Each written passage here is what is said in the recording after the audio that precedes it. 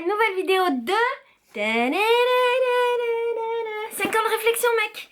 Alors, si tu ne te souviens pas du principe, 5 ans de réflexion, c'est un livre, c'est un journal en fait qui me pose des questions tous les jours. J'y réponds tous les jours inlassablement et je fais ça toute l'année. Après, je reviens au début et je refais ça et je fais ça pendant 5 ans. L'idée étant de pouvoir comparer mes réponses sur les 5 ans. Voilà.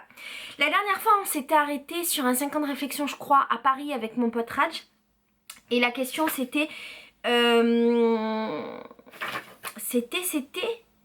C'était quoi?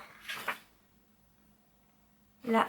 Ah merde, j'oublie. Attends, c'est pas la chose la plus neuve, ça on a fait. Conseiller de donner un enfant, on a fait. Soucis mineurs mais chroniques, voilà. Et là on en était au 14 septembre. Oui, il y a encore un petit peu de décalage, mais t'inquiète, je crois que là on en a plus beaucoup. Et la question c'était, qui pourrait vous aider? 14 septembre, et donc l'année dernière j'ai marqué, je n'ai besoin d'aucune aide, sauf peut-être quelqu'un qui répare mon internet. Ah oui, bon, l'année dernière tu t'en souviens, je galérais à mort pour mon internet. Et je mettais des heures et des heures pour charger une vidéo sur YouTube, je devenais folle. Genre une vidéo normale, je mettais à peu près 20 heures de chargement. Ça rendait ouf. Et cette année, j'ai dit que je n'avais besoin d'aucune aide. Ouais, en fait, je suis un peu comme ça et mes amis, ils aiment pas trop ce trait de caractère que j'ai. Je peux aider la terre entière sans souci, mais par contre, moi, je demande jamais d'aide à personne. Est-ce que j'accepte de l'aide? Je sais pas si je crois pas vraiment que j'accepte de l'aide parce que je fais toujours semblant que j'en ai pas besoin. Et voilà, c'est pas très cool en fait de ma part d'être comme ça, mais c'est un réflexe de survie, je pense. Attends, que je réfléchisse. Ouais, je crois que c'est un réflexe de survie parce que je vais pas sortir le truc du genre on m'a jamais aidé, que j'ai trouvé personne, machin. Chaque fois que j'ai eu besoin, j'ai trouvé des gens. Ça, c'est pas vrai, j'ai aucune expérience négative avec la notion d'aide. Par contre, je pense que c'est un réflexe de survie parce que j'ai beaucoup galéré et j'ai appris en fait à ne pas compter sur les gens. Encore une fois, c'est pas vraiment le truc pathos de genre j'ai trouvé personne. C'est vraiment le truc d'être capable de se débrouiller tout seul et de trouver des solutions tout seul à chaque instant et quelles que soient les situations, des plus simples aux moins simples. Et donc j'ai gardé ce truc de pas demander d'aide, ouais. Voilà. Moi j'aime bien être comme ça. Mais en fait j'ai une grosse carapace. Tu vois, j'ai l'air toute mignonne, toute douce et tout, mais je suis pas une doudouce du tout. Je suis vraiment pas une doudouce. Et j'ai une grosse carapace qui fait que parfois je mets de la distance entre le monde et moi. Tu vois le délire?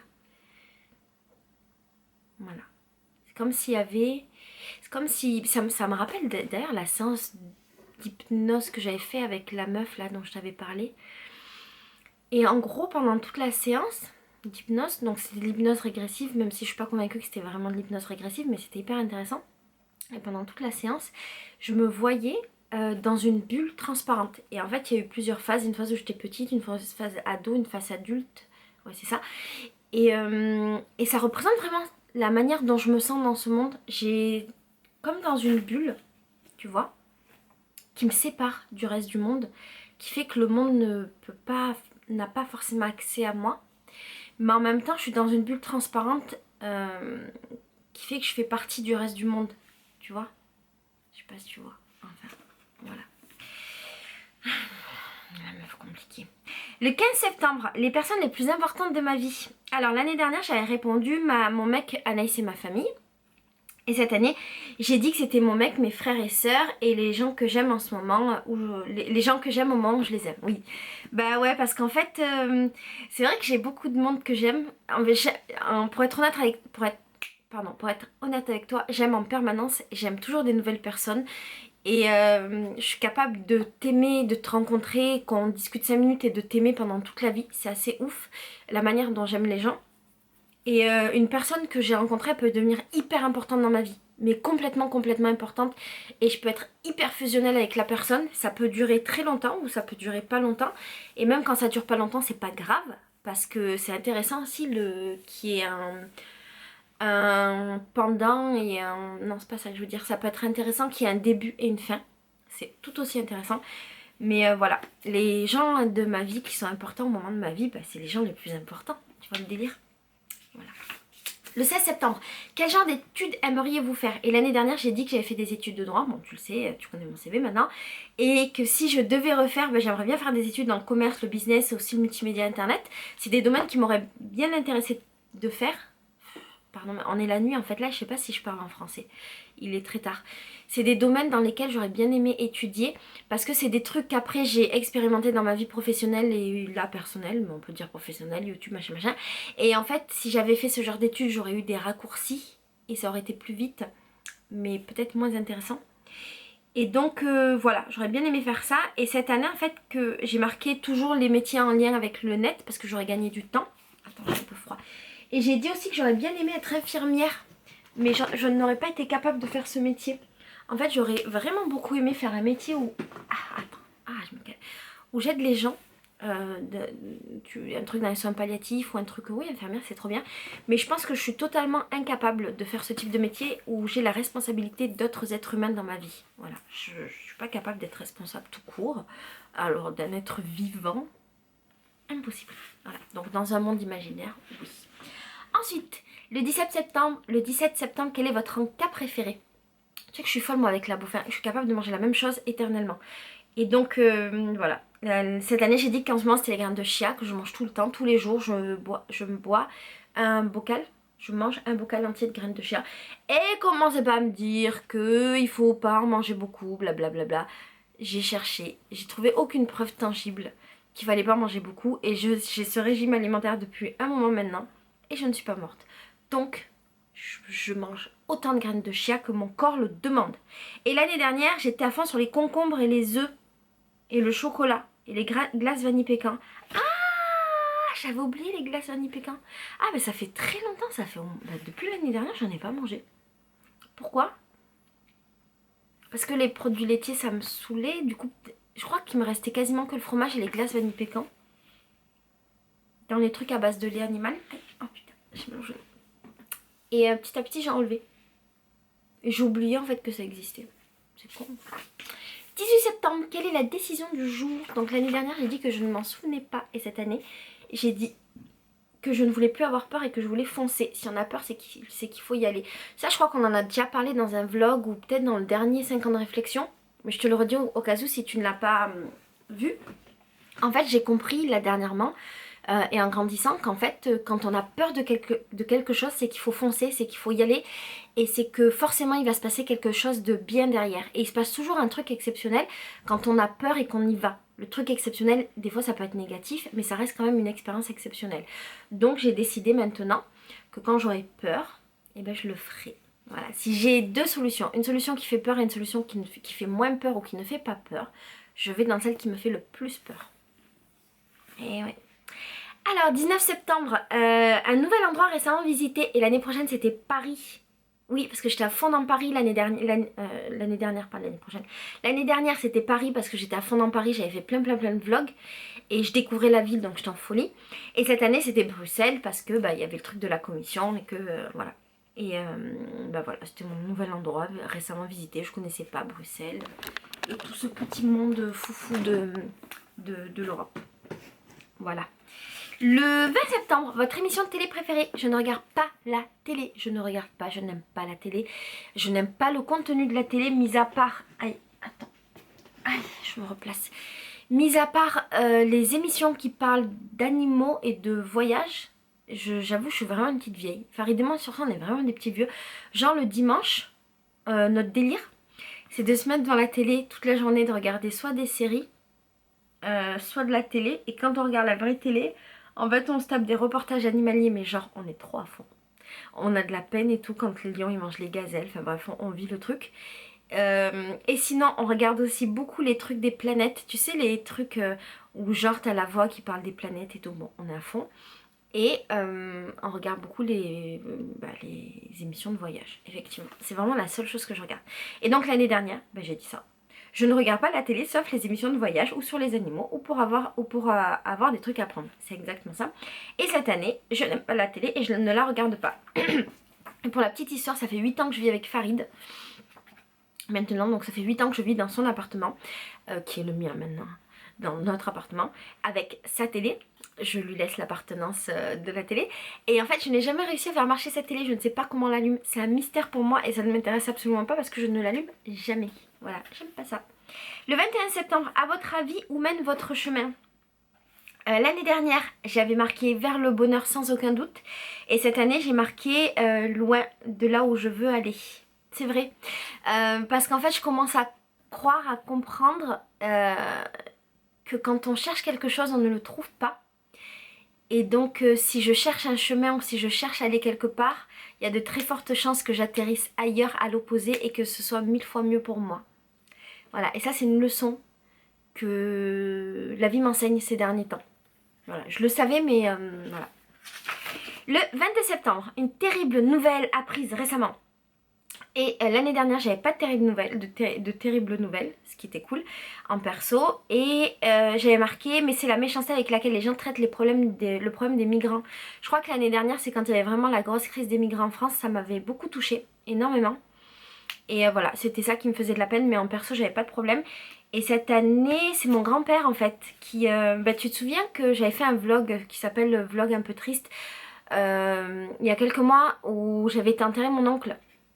Donc mon oncle qui est décédé super jeune, on sait pas en fait. Son cœur il s'est arrêté, c'est hyper bizarre. Et donc je t'avais amené pour t'expliquer comment j'avais ressenti tout ça machin. Et en fait je t'avais dit que j'avais beaucoup de peine parce que mon grand-père était malade et qu'il était vieux, qu'il perdait son fils, c'était terrible. En plus c'est moi qui l'ai amené et je me suis tapé 5 heures de route avec lui. Aller et 5 heures retour sachant la peine que c'était, bon c'était horrible. Et en fait à la fin de ce vlog je t'avais dit, si mes souvenirs sont bons, que ce qui me faisait le plus de peine, c'est que mon grand-père il repartait en Algérie et que j'avais la sensation que c'était peut-être la dernière fois que je le voyais parce qu'il était vieux et que je savais pas s'il allait revenir en France et je savais pas si moi j'allais partir en Algérie où je n'ai jamais été. Et en fait là, ce qui est horrible, c'est que donc en septembre, là, fin septembre, il y a un autre oncle à moi qui est décédé et que je ne connaissais pas en fait, qui vivait en Algérie parce que mon grand-père a une femme là-bas avec laquelle, enfin, ma grand-mère est décédée depuis longtemps. Et d'ailleurs, ils étaient séparés depuis très longtemps et mon grand-père est marié avec une Algérienne en Algérie. Bref. Et il a des enfants avec elle, donc j'ai plein d'oncles et plein de tantes que je ne connais pas. Et en fait, son dernier fils qui avait la trentaine, je crois, ouais, qui est très jeune, il est décédé d'un accident de voiture. Et ce qui est terrible, c'est qu'il venait juste d'être papa.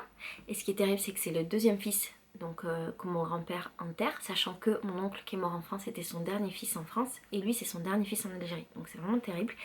Et en fait mon grand-père, quand il a su ça, il a fait un AVC très grave et maintenant il est complètement handicapé de son AVC, il a perdu la mémoire et il a perdu à peu près 15 ans de mémoire et c'est terrible. Et en fait bon là je suis arrivée à t'en parler, mais franchement il y a 2 semaines je faisais que pleurer.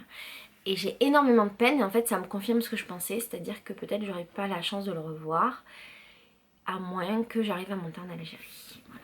Mais si je monte en Algérie, que je le vois comme ça, je pense que je vais être vraiment très triste. Donc c'était ma dernière terrible nouvelle de la vie. Et ce qui est dur pour moi en fait, pour te raconter ma vie, c'est que mon grand-père dans ma tête, je n'arrive pas à le voir vieux et j'ai toujours l'image de mon grand-père quand j'étais petite et quand il avait, je crois, la cinquantaine, un délire comme ça, et pour moi il était déjà méga vieux, tu vois. Et mon grand-père, c'est un mec qui a fait la guerre, il était grand, il était très baraqué, très costaud, c'était un chasseur. Et j'ai cette image de lui, tu vois, genre il est tout tatoué dans les tatouages de la guerre, je crois. Et j'ai vraiment cette image de lui, tu vois, genre mon grand-père torse nu, qui parle fort, qui a une grosse voix, qui est l'homme de la maison, et qui part avec ses chiens chassés, qui nous ramène des perdrix. Tu vois, j'ai ce truc.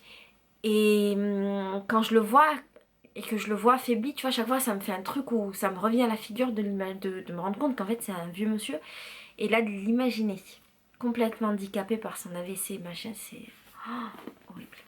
Bref, le 23 septembre, la citation du jour. L'année dernière je n'en avais pas. Je ne sais pas pourquoi. Et cette année c'était... Ah, j'ai marqué décidément je ne suis pas trop 23 septembre. Ouais, j'en avais pas non plus, ça devait me saouler. Voilà, bon. Allez, on reste sur ça. Ah maintenant du coup ça reste sur une mauvaise nouvelle. Bon, c'est pas grave, t'inquiète pas, c'est le cycle de la vie, c'est pas grave. Et de toute façon tout ça tu le suivras. Ah c'est bizarre de dire ça, genre oh, tout ça tu suivras. Non, non, tu suivras pas, enfin tu sais que je te montre tout dans ma vie donc voilà. Il y a des chances pour que mon grand-père il aille vivre chez ma mère. Attends, faut que je prie pour que ça se passe vraiment. S'il te plaît, la vie, est-ce que il peut aller vivre chez ma mère? J'aimerais tellement en fait. Vraiment, vraiment. Parce qu'en fait, en Algérie, ils ont du mal à s'occuper de lui parce qu'il est trop vieux. Et donc, j'aimerais que ma mère, elle le prenne en charge. Tu comprends? Donc, ma chère mère qui regarde cette vidéo, s'il te plaît, tu peux faire en sorte qu'il vienne finir sa vie chez toi. Comme ça, on est avec lui. Ce serait vraiment bien. Voilà. Allez. On va pas rester sur une note triste. Ce que je voudrais te dire pour terminer cette vidéo, c'est qu'il faut prendre soin de tes anciens, tes parents, tes grands-parents, tes arrière-grands-parents, les gens plus grands que toi et même les gens proches de toi, même les gens de ton âge. Mais voilà, pour revenir aux anciens, prends soin de tes anciens, c'est important. Prenez soin de vos grands-parents parce qu'ils sont pas éternels et qu'à un moment donné ils partent et qu'ils partent souvent. Avant qu'on ait eu le temps de leur dire ce qu'on voulait leur dire et qu'on ait eu le temps de leur donner l'amour qu'on voulait leur donner. Et ne serait-ce que par respect pour tout l'amour qu'ils nous ont donné, il faut qu'on soit là pour eux, il faut qu'on s'en occupe. Voilà, donc si t'as des grands-parents qui sont dans des maisons de retraite, s'il te plaît, va les voir, fais-leur des bisous. Si t'as une mamie qui attend que tu l'appelles et que tu l'appelles jamais, s'il te plaît, va, appelle-la, dis-lui que tu l'aimes. Les grands-parents, ils sont tout seuls, ça fait tellement de la peine.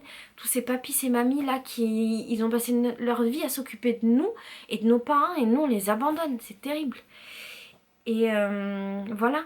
Tu vois, par exemple, ma grand-mère, du côté de ma mère, elle, je l'avais pas vue pendant 10 ans. C'est énorme, 10 ans. Je sais, c'est trop bizarre, mais je suis pas très très proche en fait de ma famille.